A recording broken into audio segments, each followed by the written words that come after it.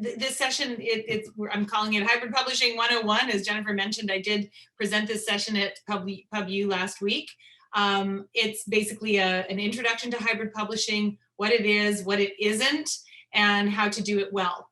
So this session is going to be interesting for anyone who's interested in setting up shop as a hybrid publisher or adding a hybrid imprint to an existing traditional publishing business, which I imagine some of you might be interested in doing.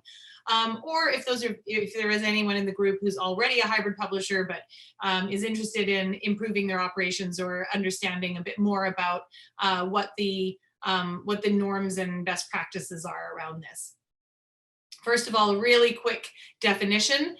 In a nutshell, hybrid publishing is an author subsidized form of publishing.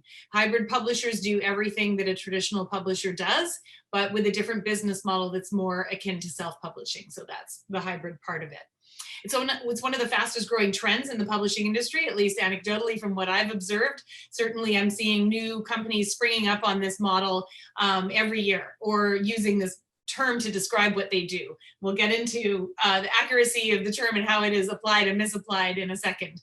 But it's still a relatively young model, and there's lots and lots of misunderstanding about what it is and how it works, both within the industry and just among everyday folks and authors. So my objective today is just to give you a really kind of a deep dive examination of what it is and to answer your questions. So before I kind of get into my screen sharing part, I'd love to find out just a little bit about you all. Is everyone here a traditional publisher, or can I see a show of hands for people who are traditional publishers? Is that pretty much everyone in the room? No, not everyone. Have we got some folks in here who are already operating on a hybrid publishing model? Okay, great. All right, a little bit there. Super, that's really helpful. Thank you. All right, here's where I'm going to go into the screen share. Here we go.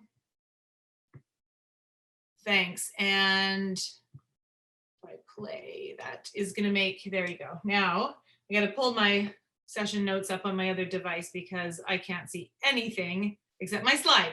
All right, so now I guess it's only fair if I tell you a little bit more about myself too, why I'm here delivering this session. My name is Maggie Langrick. I am an IBPA board director and just recently became their secretary.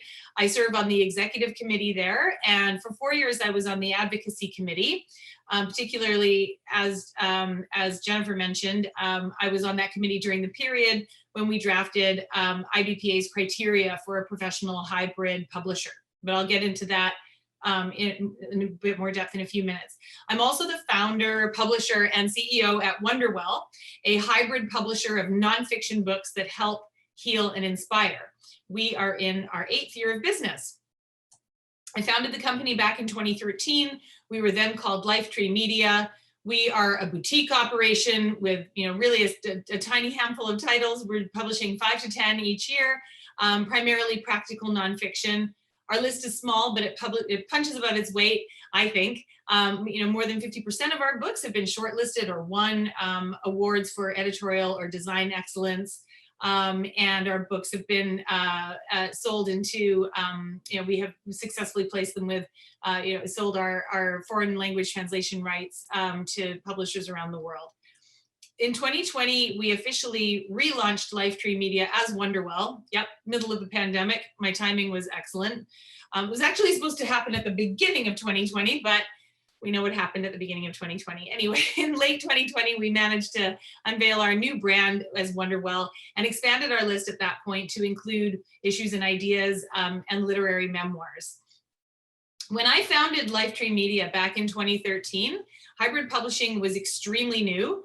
I think that there were a few voices on the topic. Brooke Warner, who was a former IBPA board chair and publisher at She Writes Press, she had been starting to spread the word of it through writing in media.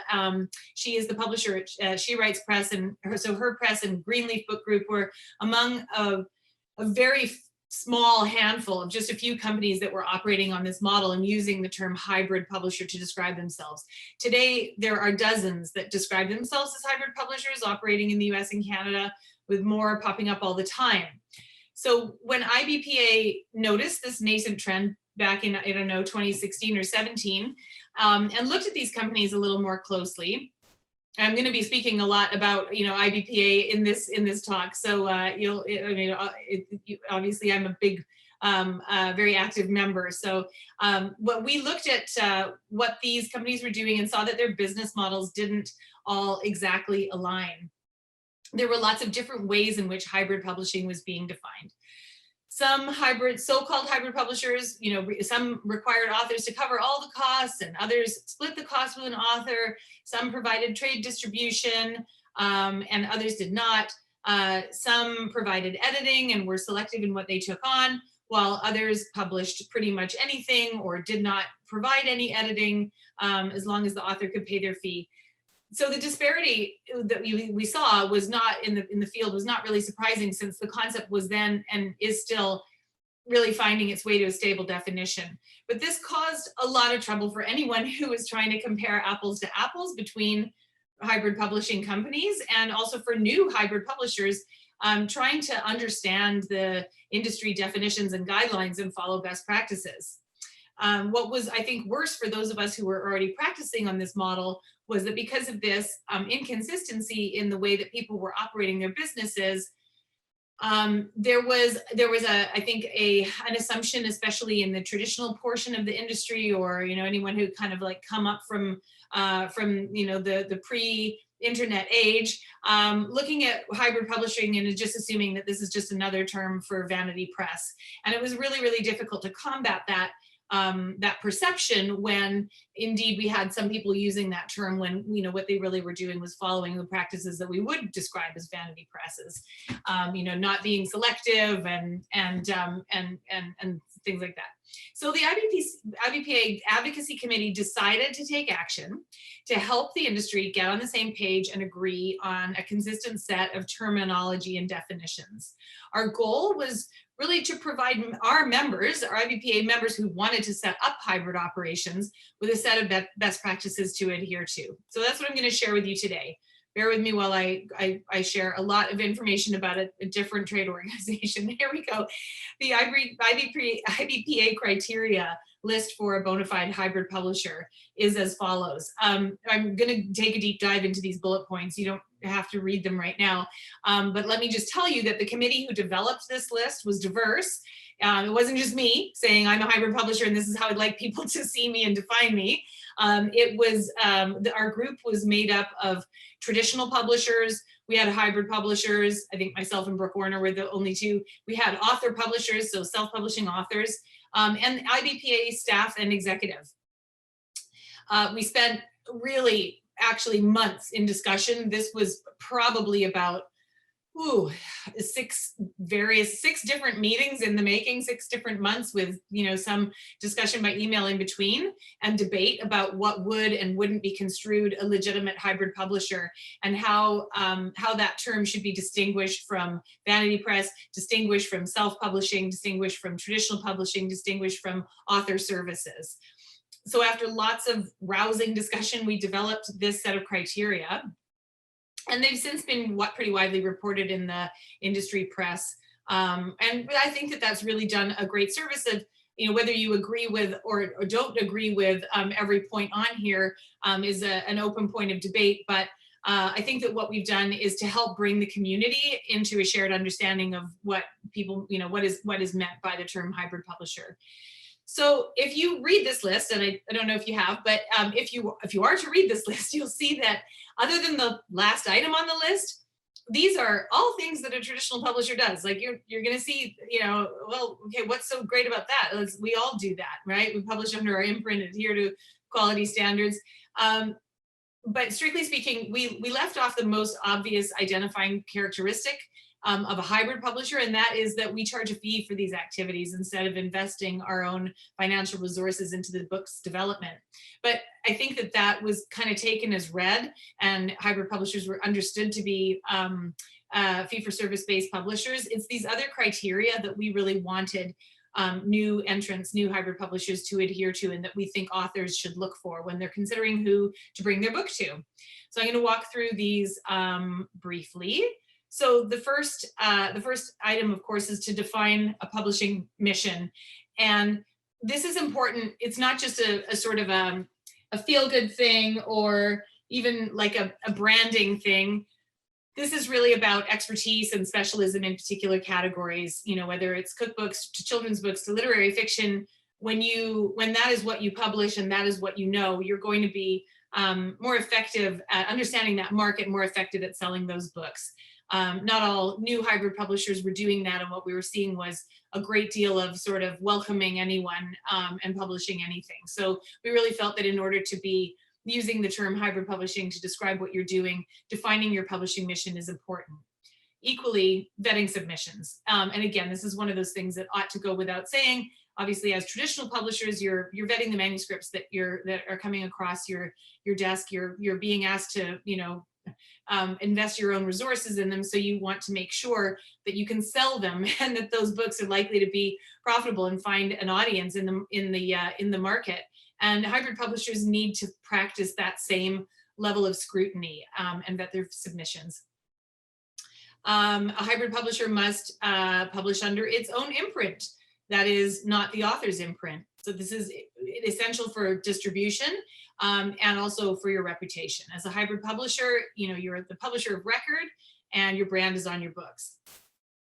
Must adhere to industry standards. This, again, should go without saying, but it was necessary to differentiate from some rogue players and even, honestly, newcomers to the publishing industry who might have come up through a self-publishing background and maybe feel less constrained by some of those industry standards, even things like what goes on the copyright page, you know, how should a book be designed? These things we think are really important when you have a hybrid program. And this was also something that I think linked into the IBPA has an industry standards checklist for a professionally published book, which is really part of that organization's mission to help all publishers, indie publishers, including author publishers, to really professionalize their practice. And hybrid publishers are no exception to that. Ensuring quality. So this kind of sounds like a redundant point after the one that I just made about standards, but this is slightly different. This is about who is responsible for making sure that those standards are upheld. This criterion says that it is the publisher who must take ownership of the quality of the work, not the author. So it's really about saying, well, my imprint is going on this book. I am responsible for, you know, whether this edit is done well, whether this design is not just attractive, but also appropriate. Those things are on you as a hybrid publisher. Managing a range of rights. Remember, the guiding principle here is that a hybrid publisher does everything that a traditional publisher does, and that should include some level of rights management. Providing distribution. And this is honestly, it's such a critical point and a really divisive point. It's a defining feature.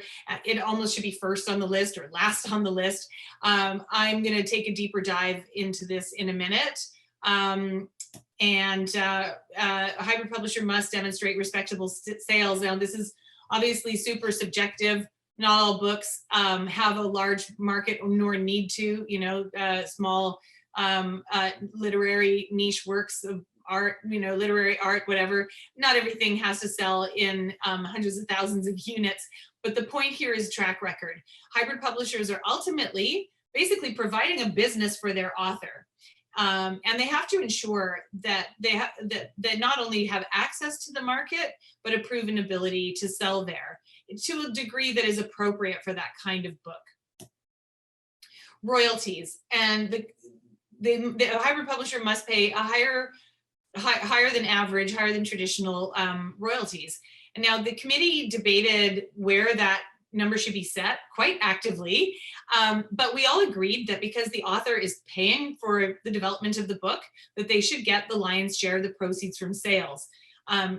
Now, as those of you who are traditional publishers and have distribution or are with a third-party distributor, as you know, distribution is expensive. There's a significant cost to putting books into the physical retail market, managing inventory and processing returns and all of that. So we can't possibly, as hybrid publishers, meet the level of royalties or proceeds from sale that you would see if you were self-publishing alone as a POD author. But we're not doing that. We're doing print run distribution. And so where we settled as the IBPA group was that the opinion was that the royalty to paid to the author should be no less than 50% of net. But this is based on the assumption that the author is covering all costs, including printing. In our company, we actually pay 60% of net as a royalty. We can afford to do that and still cover our internal margins and operational costs, and also pay out our distributor. But there are some variances. So there are some perfectly reputable hybrid publishing companies or traditionals that have a hybrid program that they cover the cost of printing, and in their cases they pay a lower royalty than 50%. But it's still higher than a traditional royalty would be, which we think is fair. Okay, so of course, you can't just pull out a 9-point list of criteria every time somebody asks you to explain what you mean by hybrid publisher. So, and after spending way too many words trying to describe what it is that I do, I've developed a few sort of shortcuts and shorthands, conceptual sort of frameworks, ways to think about and understand what it is that we do as hybrid publishers. So one of the ways that I think about it or describe it is to liken hybrid publishing, a hybrid publisher, to sort of like a type of creative agency. So, just like you could hire a company to create an app for you that is then your app and your product, we create a book. Or similarly, you might hire an agency to create a website or to run a campaign for you. The thing that we're doing is creating a book. And then secondarily, we're also the sales agent and distribute that book for our authors who are our clients. Another way I've heard it described is that hybrid publishers are seen as sort of like a business incubator or a kind of a turnkey publishing business partner for that author who is investing in the development of their own product and for whom the hybrid publisher will act as their sales agent. We're sort of like a professional alternative to self-publishing.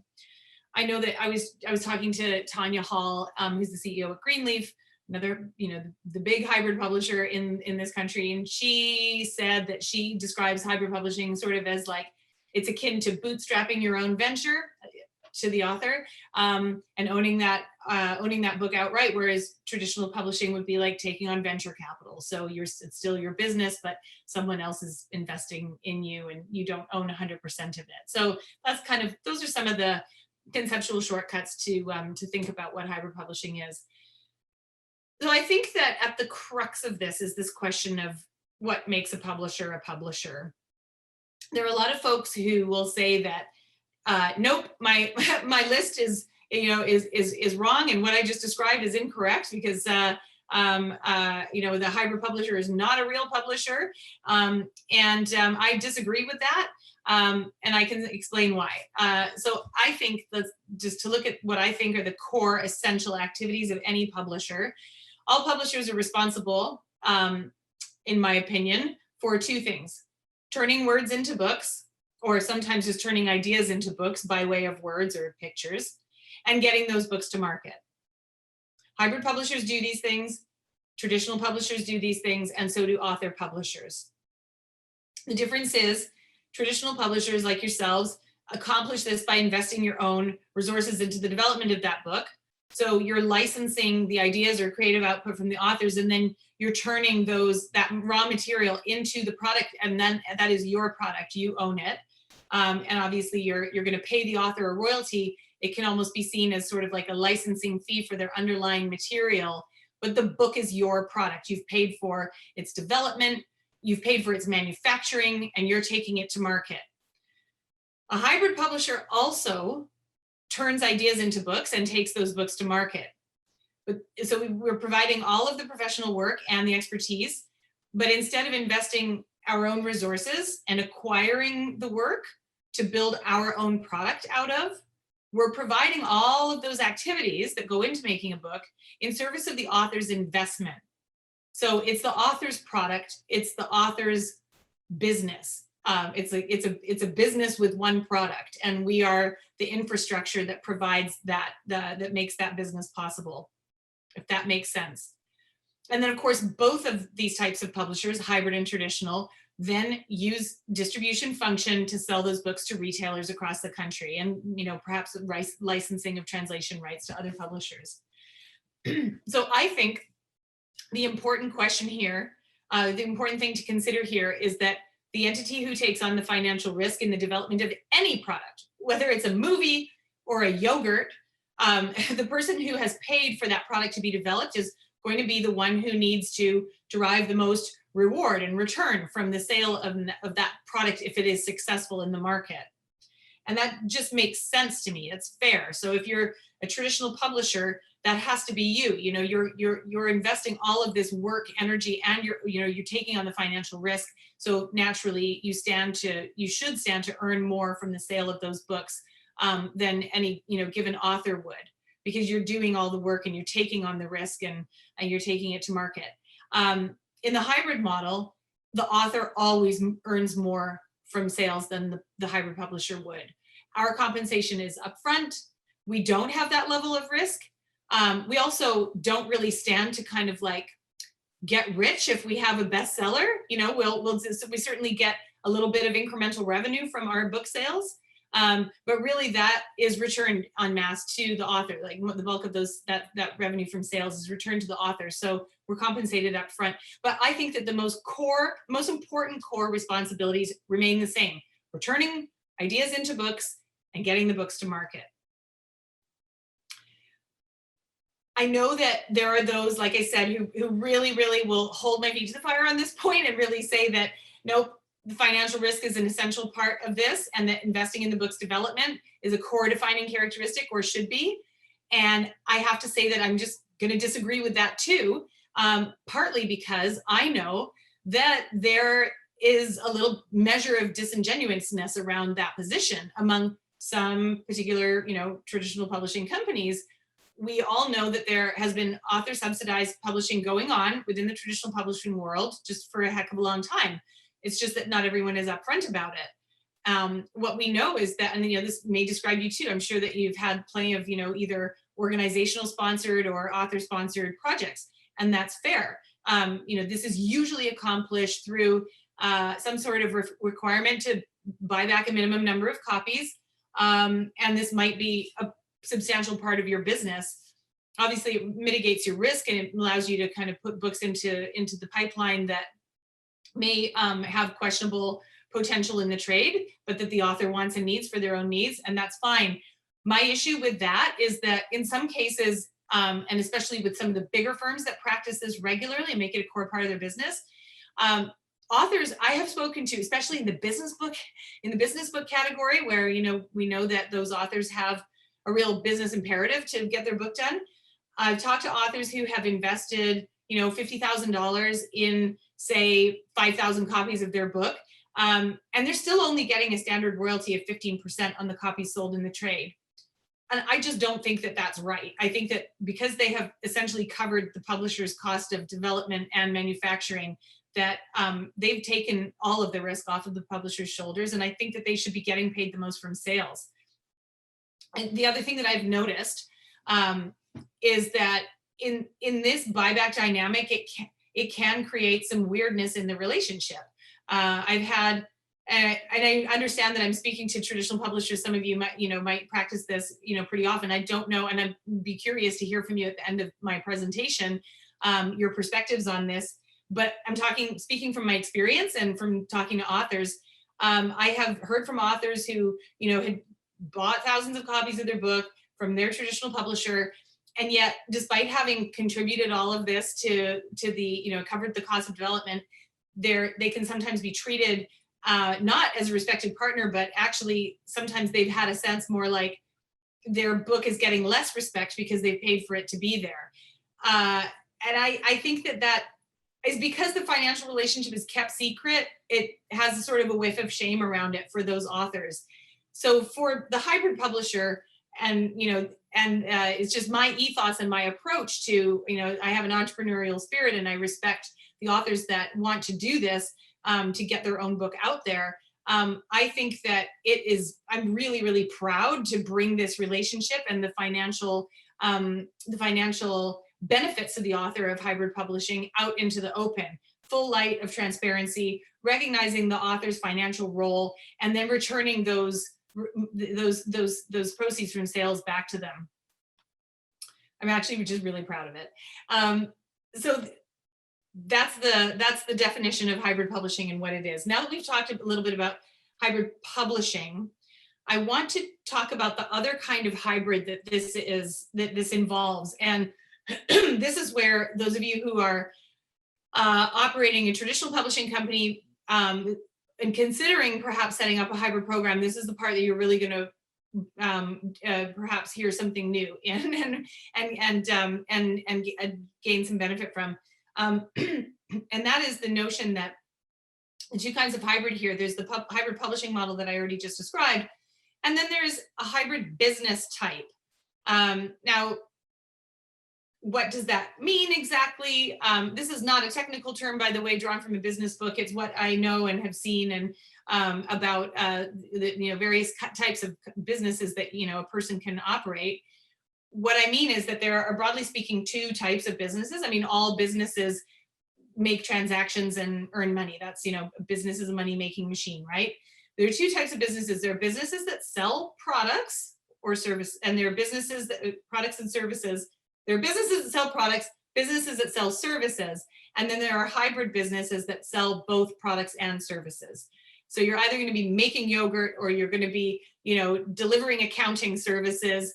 Those are your revenue drivers. And as a hybrid publisher, we sell both products and services, and both of those are really important. So we are a product business. Our product is our books, and we are also a service business. Our services are publishing services. And if you want to run a successful, profitable, and reputable hybrid publishing company, you need to pay attention to doing both of those things well. Creating great books and finding customers for them is essential to our business success. And so is finding high quality clients for our services and delivering exceptional service to them. It's not an afterthought. It's not just paying someone to come into, to join, put their book in our pipeline and we can just continue doing what we're doing anyway. It really calls upon you, especially if you have been operating that way, like this is just how we make our product. It really is a good idea that you stop and think about your normal course of business, your operations, your workflow, and reconceptualize those activities as services that you are delivering to that person who is coming into your onto your list. So the very first thing that your authors are going to come looking to you for, if you're setting up as a hybrid publisher, is your book development services, editing, and design. They're probably the easiest things to package and promote because that's what people understand goes into the making of a book. That's what anybody understands goes into the making of the book. And of course, again, going back to the criterion, number 4, you have to be adhering to industry standards in all that you do. So your editorial and design excellence really should be a selling point of your program. But there are lots of other activities that you undertake as a publisher, even handling production, certainly marketing. Authors who are interested in working with a hybrid publisher typically are extremely interested in marketing. They want to know whether you can help them to build their platform and develop their career and their profile as an author. They want to know about your rights management and whether you can get their book into different languages and sold around the world. So to whatever degree you're great at any one of these things, that should be a really key feature that you promote when you're trying to attract high quality authors to your hybrid publishing program. And if you're not great at any of them, then if you're not great at any of them or can't kind of demonstrate them or package them in a way that that gets them across as services, then this is something that you will want to do if you're setting up a hybrid program. And the final criterion here, or the most important service, I suppose, that really sets hybrid publishers apart from other fee-for-service firms is distribution. This is the go-to-market role of the publisher, and it's a defining responsibility. Remember that so although hybrid publishers are very close kin to traditional publishers in terms of what we do, how we work, what we care about, from an author's perspective, they're more likely to be comparing across a range of alternatives that mostly include service providers, that is, author service providers, editorial publishing consultancies, self-publishing agencies, these kinds of firms and distribution is the difference here. Much of the other stuff that I just described can be found in many, many different places other than in what I would term properly a publishing company. Distribution, though, is critical to the definition of a hybrid publisher because it means that we're getting our authors' books into all the places where those kinds of books are typically bought and sold. So when I was speaking at the IBPA conference, I really went into a super kind of all like big long soliloquy about why distribution matters and encouraging people to embrace it and consider it and care about it, because I think a lot of the folks that were in that crowd were coming up from the author publisher side. And what I have noticed is that many new hybrid publishers are coming in from that self-publishing world it's huge and it's growing. In that world, clearly, as we know, it's an entirely digital experience, right? Books are developed digitally, printed digitally through POD and ebooks. They're marketed digitally, they're purchased digitally.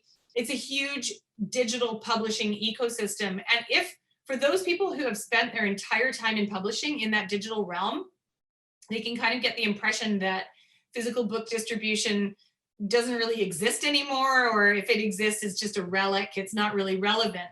But of course it does exist.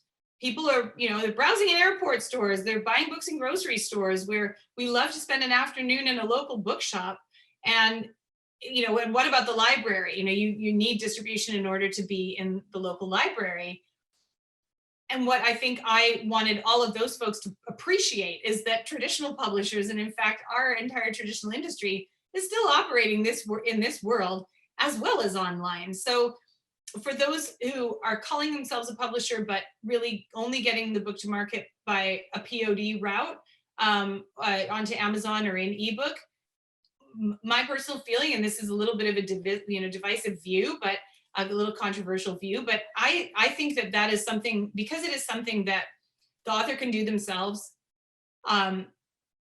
Yes, you can help them go through the process of uploading the files and setting up the accounts and stuff, but once that book is sort of in the market as strictly an online only product and it's not distributed into stores, then there's no active selling going on, and therefore the person who put it onto that platform, I don't believe, is really entitled to a share of the sales at that point. And that's my feeling. That's how we operate our business, which, by the way, we also do have an assisted self-publishing program in our company for authors who, for whatever reasons, their books are not appropriate for the trade, but they still want to get those books done. We have an assisted self-publishing program for those folks, but we personally don't take a cut of those sales. We're compensated up front. We do the work and we let them go, and the sales are theirs to keep. Distribution is obviously super different. If you are in stores, then you are in the A League and the big game and the most serious and most diverse marketplace, physical stores. So for this reason, IBPA decided that distribution does matter. And again, I'll tell you, our group had a lively, friendly, but very spirited debate about whether or not to include this. And it's true that not every book belongs in the trade. That's fine. But if your entire program excludes physical distribution, then we decided that that does not meet IBPA's criteria for a hybrid publisher. So, I mean, I know that I don't need to explain to you what distribution is, and that it's a complex set of supply chain activities, and that it really is about sales. Ultimately, it's not just about moving a book from point A to point B. It's about the human beings that go out and sell those books into those stores. And also the scope of distribution or where you can obtain it. That's kind of beyond the scope of my talk. I'm not really going to get into that. And I think that many of the people here are already distributed. The point that I was trying to make in putting this across, and I put this to you now, is that we think that distribution, we believe that as a hybrid publisher, the fact that we are distributed to the trade causes us to raise our game in terms of, and keep the bar high in terms of quality. We know that our books are going onto the shelves alongside the bestsellers, and that means that we need to pay close attention to their saleability and keep our quality really high.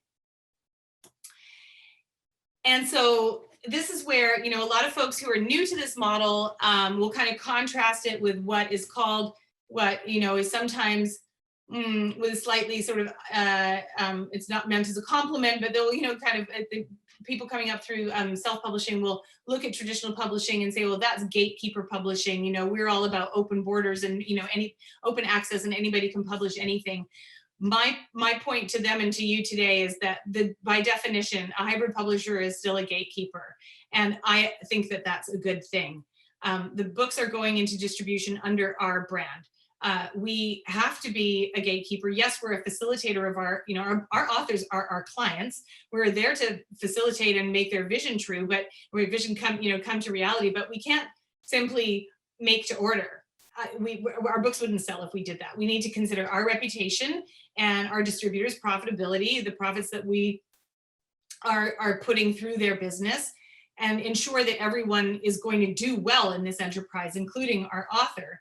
And sometimes this means turning authors away. So we are highly selective in who we publish. I don't know as to the percentage of submissions that we would even look at or, take a meeting on, much less those that we would actually wind up publishing. But I think it's, it's certainly less than a tenth of what we receive. And to be honest, I think it would be even lower if our submission generation machine was a little more active. But people, I think, self-select, and they understand who they're working with when they come to us. But it means that we have to have difficult conversations, and that sometimes we are turning people away, and this is where we get into.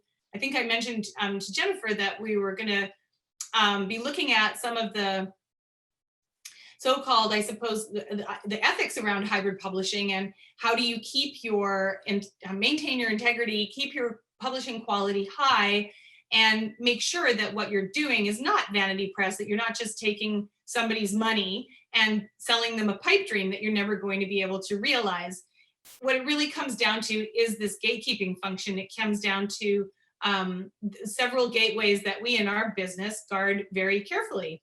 So gateway number one is, of course, quality and selectivity. Like I just said, we have to, before we let an author into our hybrid program, we need to know, obviously, the book is good, but we also need to know that it's one that we are going to be proud to publish, and that we're able to sell.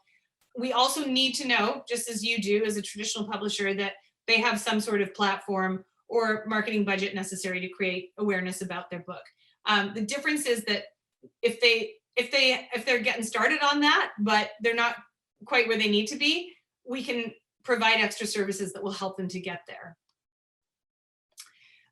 Gateway number two, of course, is control over quality and industry standards, and those again link back to those criteria on the IBPA's list.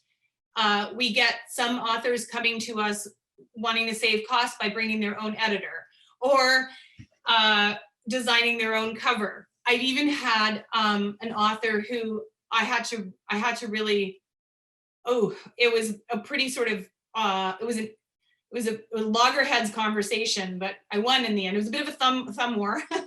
I won in the end. She wanted to do her own index.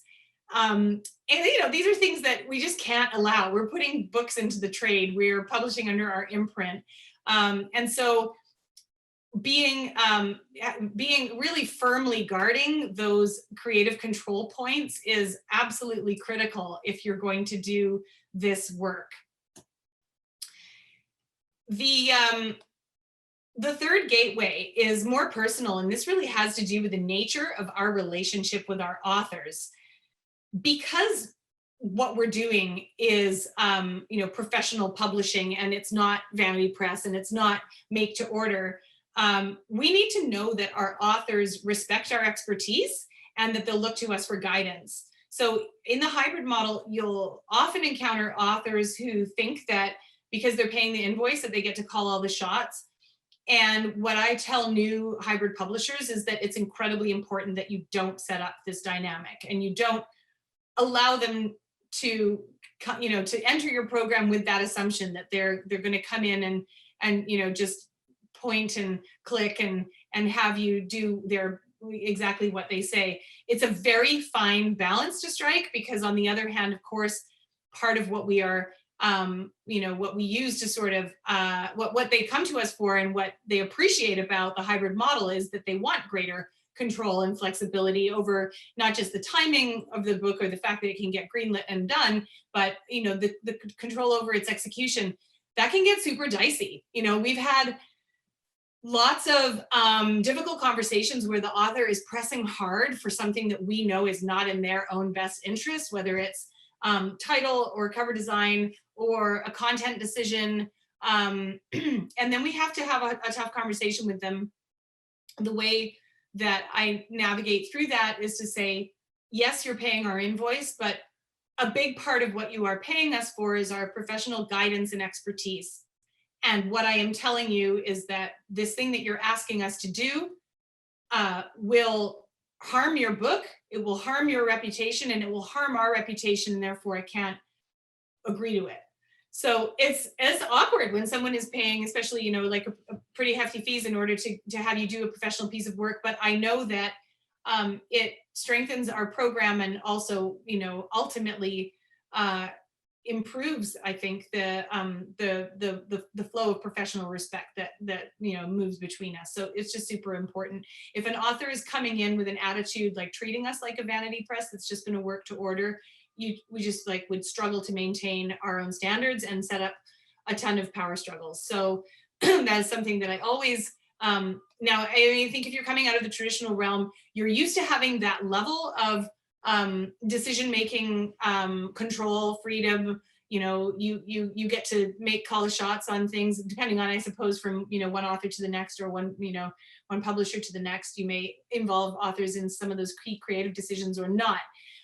But with the hybrid model, it becomes really important to think intentionally about how you will manage those conversations, how that is phrased in your contract, who gets final approval of what, and what happens if there's an impasse. But of course, it's not all gateways and barriers. If it was, we would never win any business. So the other side of the coin is that we need to persuasively attract authors to us as well. And it doesn't happen by accident. We really need to woo them. Our acquisitions process looks partly like acquisitions. We are, you know, making selective decisions about what we want to publish and what we want to put on our list. But it also looks like business development. It looks like sales. We're pitching services. We are writing proposals. When authors come to us, we write a proposal to them to publish them. So we're trying to, you know, persuade them to join us and convince them that they will get a better experience with us and ultimately have a more successful book with us than they will have with our competitors. And this is intentional work that, like, again, doesn't happen by accident. So we've already talked on the criteria list about some of the roses that we offer to our authors in order to, you know, to woo them over to us. And that obviously includes our industry standards, our rights management, the reach of our distribution, you know, a good, strong sales track record in their category. but where we really kick the romance into high gear, I think, is with our publishing program itself.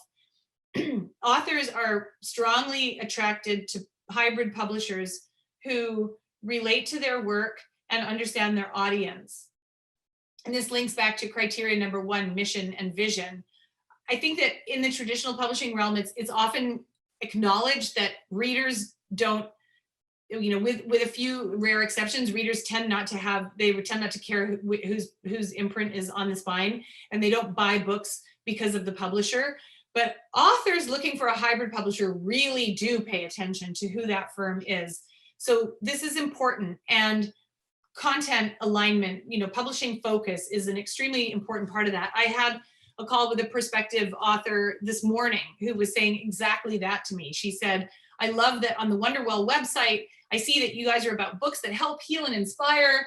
I'm a positivity expert and a life coach, and I have this memoir and all of it. It's super important to me to be aligned with a publisher who understands my mission.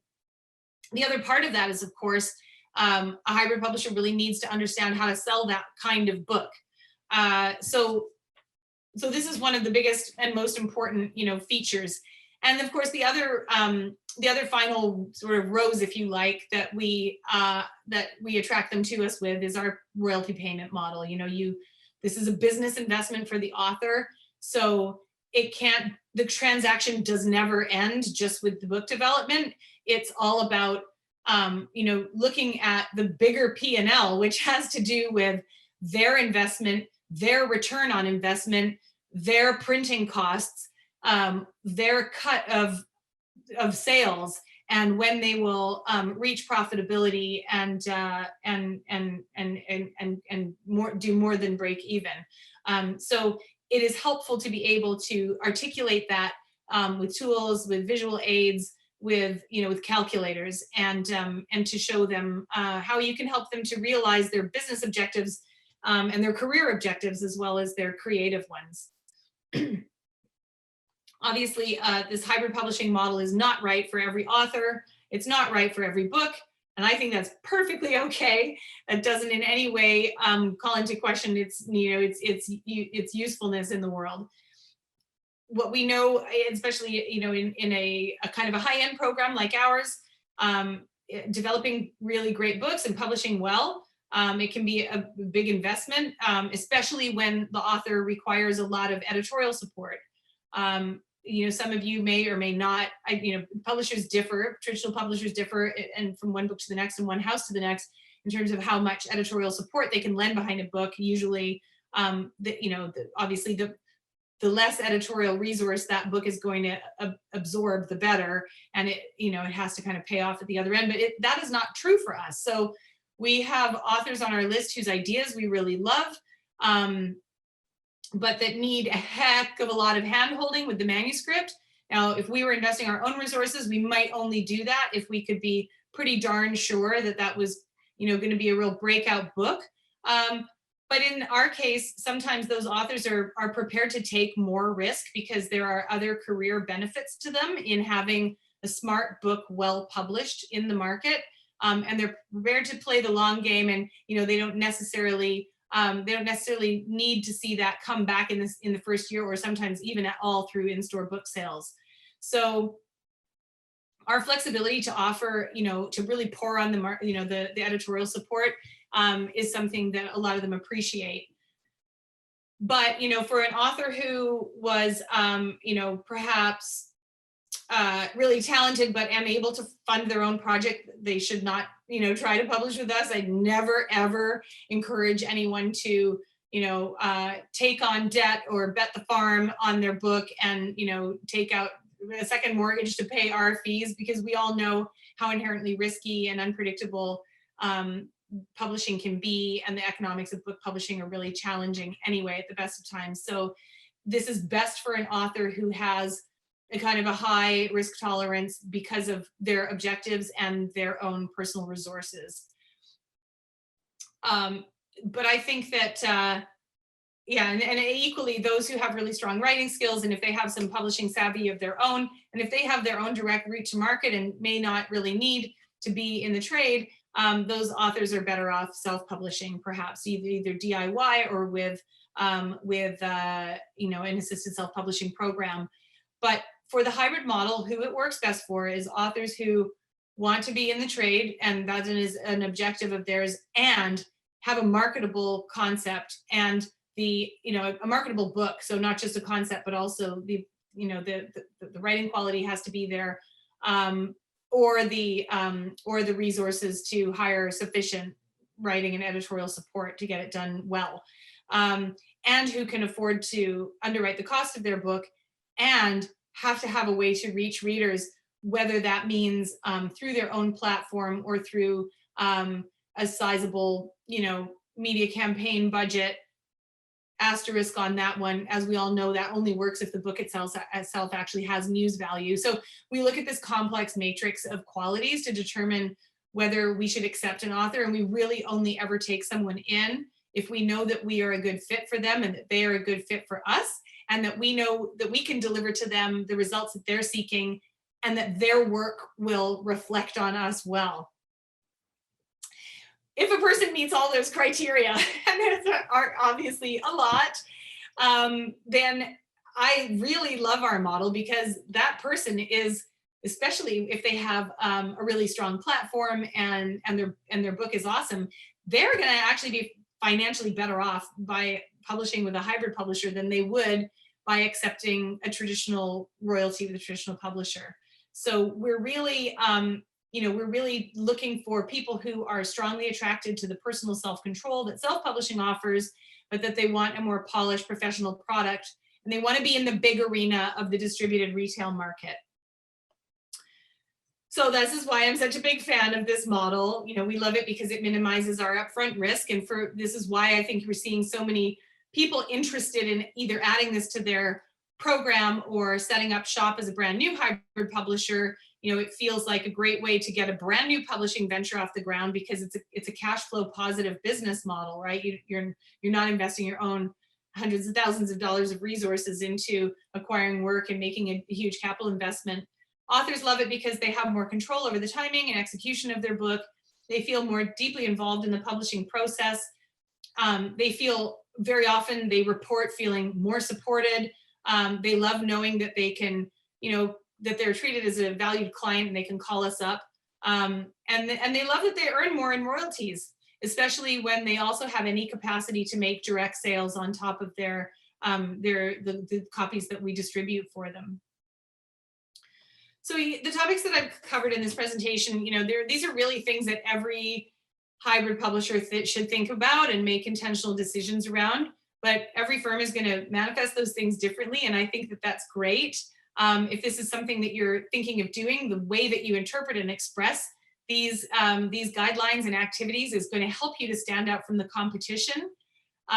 You know, last night, well, no, I suppose it was, you know, it was before the IBPA thing. I was talking about this talk or running it with my partner, and she said to me, she was like, "Wait a minute, aren't you kind of like training your competition and teaching people how to do this well?" And I'm like, yeah, I completely am trying to do that. And I think that that's great. I really believe in this model. I'm a fan of it. I don't think it's here to replace traditional publishing, not at all. We definitely need traditional publishers who can support the work of authors who don't have those kinds of fees. But I think that there's a place for hybrid publishing and that it's here to stay. And I think that there's room for all sorts of hybrid publishers in this space and in this industry. I really want to see a wide and diverse field of peers operating on this model. I'm on a bit of a mission to dispel some of the myths and to really fully legitimize this as a valid publishing path. And I think that a rising tide lifts all boats, and that the more sort of really solid, professional, established firms that we see doing hybrid publishing well, that just raises all of us up. It helps the industry to understand the benefit that we bring and also who it's for. So that's really only gonna happen when we have this, you know, a large stable base of high quality hybrid publishers who are consistently publishing great books and making their authors rich. So this is a fun, exciting fast-moving industry niche. I really encourage you to explore it. If you are not shy or discomfited by the financial transactional piece of it, and you are committed to doing that really high quality work of integrity, this is an absolutely wonderful way to build and maintain a stable and financially successful publishing company.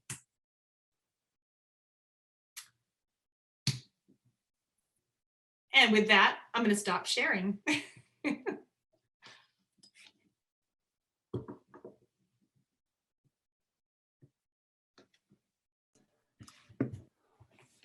All right. Well, first off, thank you for the presentation. That was very enlightening. I grabbed all the questions that came through and just put them on a list. So I think I'll just read through them chronologically as they came in, if that works for you. Yeah, please do. I did not look at the chat at all. If I try to walk and chew gum at the time, it ain't pretty. So. No worries. That was my job anyway. So you're good.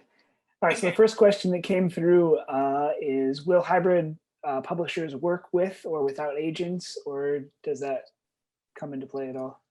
Such a good question. So we have worked with agents. There's a bit of a misalignment of priorities there. You know, the agent is, on the one hand, we would love to work with agents because they are in touch with, you know, a high volume of authors who are, you know, kind of ready and frequently have their, you know, their manuscripts well thought through and all of that. But does it make sense for the agent? It doesn't always, because that agent is typically really focused on not just their, you know, their commission on royalties on sales, but they want that advance, right? So that doesn't happen under our model. I think that agents are going to need to come to grips with, like, how does it feel to them as an agent too, if they're turning around and saying to their client, hey, I failed to get you a gigantic advance, but I found a company where you can spend tens of thousands of dollars to get your book done. And it's like, yeah, that is tough messaging. Having said that, we do have, you know, we have several books, particularly there's a couple that wound up in our assisted self-publishing program, wound up in there, but that published there. And came to us through agents who said, you know what, I've been trying to place this book for ages, I can't, and the author's really motivated and they want to get out there. So we have different relationships with agents, or there are many different ways to structure that. It could be a finder's fee and a thank you for bringing us the work. But some agents are uncomfortable with that because it makes them feel like, well, now I don't feel like my advice is as pure, or, you know, is the free from conflict of interest. So they have like whatever financial arrangement they have with their client. And I don't even know what it is. So we have had that, but I would love to do more, but it's not really so much in their interests as it is in ours. Definitely makes a lot of sense. All right, the next one is there a book on hybrid publishing that you would recommend for our audience to read? Shouldn't I write one? Yes. Cobbler's children have no shoes. I've been sort of working on it for a long time. I probably need to hire a coach out of my own company. But Brooke Warner at She Writes Press wrote a book called Greenlight Your Book. She published it, She Writes published it for her. She published her own book a couple of years ago. And I haven't read it in a while, but she breaks down, you know, the options and explains how hybrid publishing works. Okay, number 3. Is there a typical cost to the author? Is that a consistent thing, or does it kind of vary by case? So I can speak most authoritatively to our company and our pricing structure. But what I know, having looked at other folks in the space, is that there's just a really wide range. And there are wide approaches. There are various approaches to pricing. So I know that there are hybrid publishing companies out there who do package-based publishing. Let's say, like, this is our this. It costs X and it's just a set fee, you know, everybody pays the same. That has never made any sense to me financially. I haven't been able to make sense of that whatsoever, because every book is so different in terms of its needs. So we custom quote on every single thing. I mean, some things come to us it'll be a 30,000 word manuscript that's already written and needs a light substantive edit and is in fantastic shape, and has no graphics, and only wants to be in paperback or whatever. That is a really different kettle of fish from someone who's like, they want to write a 90,000 word manuscript. They need coaching while they write it. It's got pictures throughout. Like, those things are just not equivalent. So I don't really understand how you can, how to cookie cutter it. And so we never did. But I know that some people do. Yeah. Again, that makes sense. Next question is there free mentorship available or someone who is a vetted hybrid publisher that we could talk to one-on-one through IVPA or MIPA? Well, that's a great question. I don't really know. I'm very, like I said, very highly motivated to help people do this well. I think that it helps us to have strong competitors, and nobody wants to be, the only player on the field. So I am happy to, if anyone wants to follow up with me and ask me questions, I'm perfectly happy to do that. Not once a week, but certainly anybody who's on this call is really welcome to send me an email afterward, and grab a quick call with me if they have specific questions for their own needs. Awesome. And we'll make sure to get your email in the chat before the end of the yeah. session. Oh, here, I'll put it right here. Awesome. I'm going to spell it correctly too. How's that? That's even better. Okay. Awesome. Okay. The next question is it helpful for an author to come to you with a book that's already been edited, proofread, and designed a bit? Or do you prefer to do most of that in-house? No, we don't want them to do that. No, especially not. So actually, you know what? My personal feeling is that I love to work with people that have half completed manuscripts. That's my favorite, because there's or a really well thought through book proposal, but they're open to making some changes. That's my favorite point, where we can, because one of the things that we offer is conceptual development, concept development, book outlining, book building. It's a lot easier to change the floor plan in a house before you started laying bricks, right? So so that's where we like to start. But if people come to us with manuscripts already written, we always insist that they go through some level of substantive edit, not just a copy edit. I think there's been one or two occasions where we really found that we didn't want or need to make any substantive changes, but that's super rare. And that would be just like, that's kind of, yeah. But certainly we don't want anybody thinking like, here's my pages already designed and proofread, because first of all, it's almost invariably not going to be done to our satisfaction.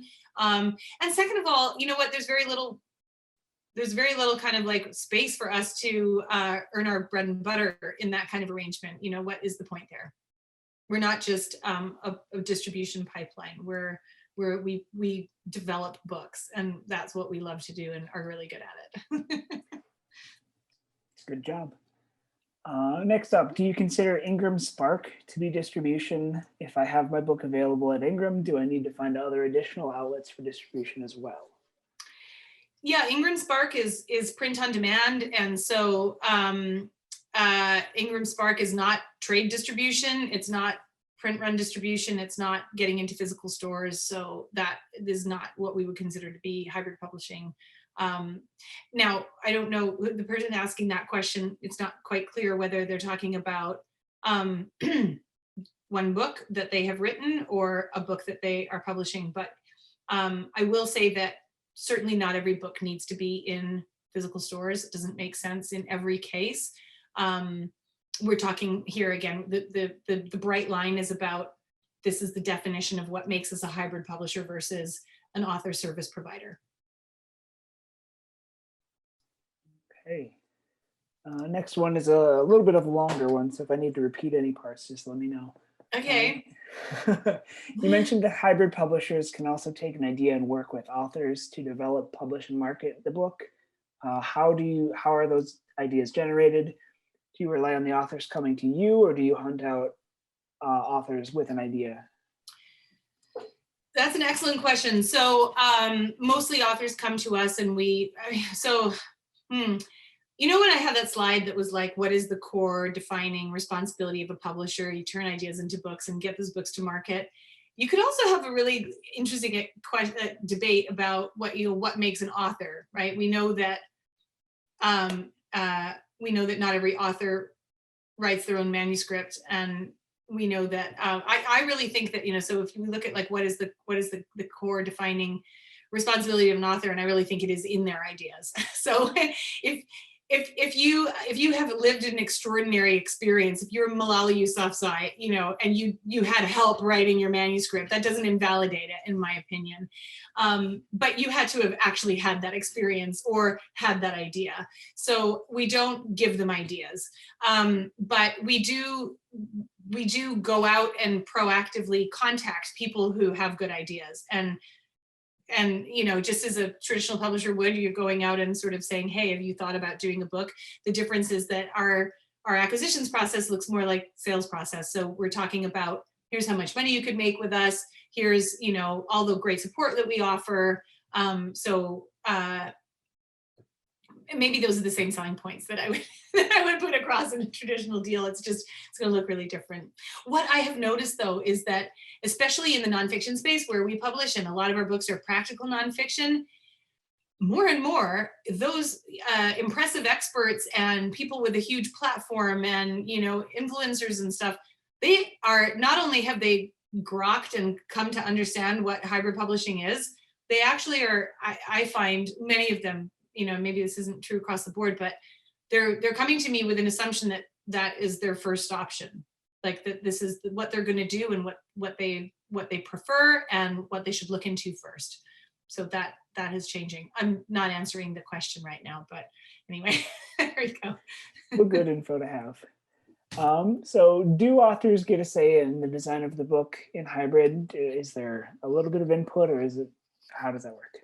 Especially, I guess, the cover. You know, no, they don't. They don't, because there are people, and so I always say that we make great books, and our people are the reason why. So don't BYO designer, and that can get a little awkward, frankly, because sometimes what my person is wonderful, but I have found that. So first of all, there are two ways to look at this question. Do they get to choose between a range of our people? Like, here is designer A, B, and C that are all ours. No, we don't really do that, because it's a management issue. You got to give it to the person who you know is best suited to the work and who's available, and you're managing your resources like that. The second scenario is that they want to bring in their own person or select a third party and have them work with us. What I have found is that we haven't ever done that with a designer. We have done it on very rare occasion with an editor who came with the author, you know, like they have a long-standing relationship. They've been working together on multiple books. So, and that person, so I look at that and say, like, is this an editor who I would hire anyway, and who I think does amazing work, and who we might even like to hire for future jobs and develop a relationship there. So it can work from a kind of a creative standpoint, but it is not easy to manage that person, because they don't answer to us. They may or may not communicate effectively, openly, collaboratively. They may or may not have, you know, confidential conversations with us about managing the author. It's just awkward. They may be late. You can't do a thing about it. Like, yes and no. Alrighty. What is the best way to manage author expectations, or how much proprietary confidential publisher information you share with the potential authors that you work with? Yeah, managing their expectations is hard. And I think that I've gotten like awesome at tightrope dancing.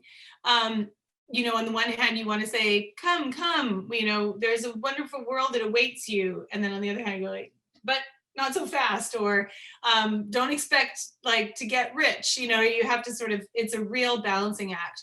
My default is to be candid and transparent and honest. And that's just kind of how I am anyway. And it's how I'm being today with you guys.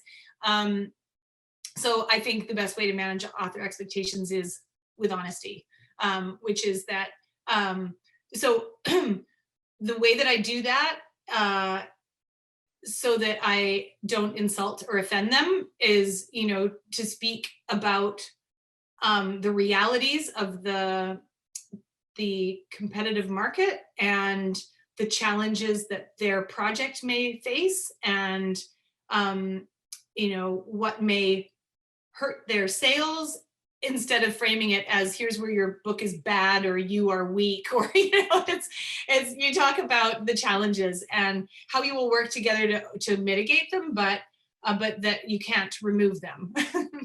So that's how I do that. Oh, and as for how much confidential information I share with them, well, I don't open up, the inner workings of our financials to anyone. I don't have to. But we do have, like our pricing system is consistent and sensible. So I can, defend any portion of our fees in a way that makes sense if there is a change to scope. So we don't charge by the hour, but we put a cap on how much time a particular task is meant to take. And if it takes more because the author has changed scope for whatever reason, then there is an incremental unit charge that makes sense to them and that they approve at the outset.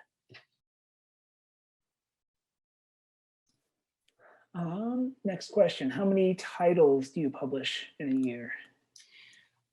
Our biggest year was 8. Plus, actually, that year we also had a couple of self-published through our assisted self-publishing program. So I guess we were at 10. And oh boy, 7 years, it's been a lot smaller. But we've only been doing this for 7 years. Yeah, so we're kind of comfortably in the 5 to 10 range. And I really want to grow that. And what I'm finding is that it's hard to kind of ramp up output and operational capacity at the same time, like every business owner knows. Yes, we know those struggles. Next up, looks like we got about 3 left here, and this first one's the compound. What is a good rule of thumb if the author just wants to sell their manuscript to you? They don't want to get that deeply involved. What guidelines should one follow to just purchase a manuscript outright? Yeah, well, we don't purchase manuscripts. We sell services, so that wouldn't apply to us. Yeah, that doesn't really apply to us. I think, if they don't want to get deeply involved, but they just want to pay to be in our program and they don't want to really get, that's a red flag. That would be, where's my slide about the gates? That's a red flag for me. That says that, this book is probably going to sink like a stone because you're so not involved, you're so disinterested, and you're so, checked out. So I would be hesitant to take that on unless I thought that was a book that I could turn around and sell with an apathetic, disinterested author behind it. Probably going to be a pass. Those are sometimes the easiest ones, right? We don't do that. Well, they're somewhere else. Like that's. I don't know. I haven't been offered that manuscript yet. Let's put it that way. All right. Next one. How do you determine how much you charge? You kind of covered this a little bit, I think. It's so painful. I find it so hard. It's so hard. And you know what? In the beginning, I basically, because I come from an editorial background, I was a newspaper editor, and before that a magazine editor, and I had worked on some books as an editor. But I had managed editorial teams. Before I started this, I'm going in a tangent here, but backstory and context. I was the arts and life editor at the Vancouver Sun newspaper. So I had managed a large editorial team. I had freelancers and staff and designers and writers and all kinds of different people. So I knew how to do that, and that was pretty much like all I knew how to do. So when I was setting my prices, I was just thinking like, well, what does an editor charge? And then I just basically I wound up just setting my prices at like whatever I pay my freelancers plus like 10% or something. So I was making nothing. I was like starving and I was working for free. And all of the business administration, all of the, marketing or trying to get, all of it was going uncompensated. It was all coming out of my weekends and evenings and my sanity, and it was ridiculous. So now I don't do that anymore. Now I calculate our real costs, including our internal staff, salaries and all of that, and my compensation. And then it's basically, it's an estimate of hours, and a profit margin on top of those hours, and sometimes a buffer because I'm a chronic underestimator. And then that's what we come out with. But it's very hard. It's very hard. What I have found is that people all over the place undervalue editors, designers, and publishers in general, and think like, what, that should cost $10. Like, are you kidding? This is, you're talking about 12 months of work and a team of 7 people, and you are prepared to spend this on a 3-month marketing campaign with a couple of PRs who, have one little office and no complexity to their workflow. And you think, so it's really weird. The market is very skewed in terms of what people think publishing is worth. And I'm working to push that up. So next question, who do you use for distribution? Do you do that yourself, or do you go through a distributor? We are distributed by PGW, and we have been since the outset, and they're great. I'm really happy with them. And then last question of the night, double check this chat. Yep, it's everything. All right, last question is, when you're figuring out your royalties and what you're paying to the authors, how do you define net? Oh, publishers' receipts. So whatever we're getting from our distributor. So we don't calculate on list, we calculate on net. And the reason is, I know that in the past, it was more common for publishers to base their royalties on list. Now more and more people are basing it on net. For us, because we just never want to be out of pocket. And we also don't want our authors to miss out. We want them to have the full benefit of everything that has actually been earned, but no more, and no less, right? So yeah, we calculate on net.